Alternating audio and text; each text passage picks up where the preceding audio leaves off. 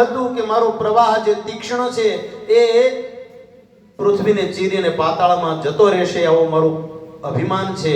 એ અભિમાનનું હવે ખંડન થયું. મારે માટે બહાર નીકળવા માટેનો કોઈ માર્ગ નથી. એણે ભગવાન શિવજીને યાદ કરી અને સ્તુતિ કરી.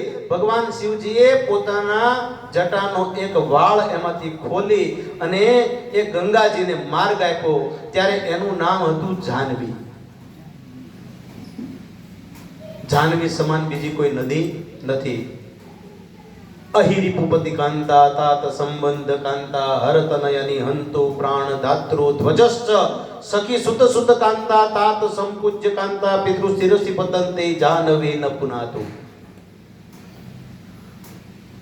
અહી નામ સર્પનું છે, સર્પનો શત્રુ ગરુડ, ગરુડના સ્વામી વિષ્ણુ, વિષ્ણુની પત્ની લક્ષ્મી, લક્ષ્મીના પિતા સાગર, સાગર ઉપર સેતુ બાંધનાર ભગવાન શ્રી રામ, રામની પત્ની સીતા, સીતાનું હરણ કરીને લઈ જનાર રાવણ, રાવણનો પુત્ર ઇન્દ્રજીત, ઇન્દ્રજીતને યુદ્ધની અંદર મૂર્છિત કર્યા એવા લક્ષ્મણ, લક્ષ્મણજીને સંજીવની જડીબુટી લાવીને આપનાર હનુમાનજી, હનુમાનજી જેની રથની ધજામાં બિરાજે છે એવા અર્જુનજી, અર્જુનજીને ગીતાજીનું જ્ઞાન આપનાર ભગવાન શ્રી કૃષ્ણ, કૃષ્ણનો પુત્ર પ્રદ્યુમ્ન, પ્રદ્યુમ્નનો પુત્ર અનિરુદ્ધ, અનિરુદ્ધની પત્ની ઓખા, ઓખાના પિતા બાણાસુર, બાણાસુર ભક્તિ કરે છે ભગવાન શિવજીની, શિવની પત્ની પાર્વતી, પર્વતસ્ય પુત્રી ઇતિ પાર્વતી.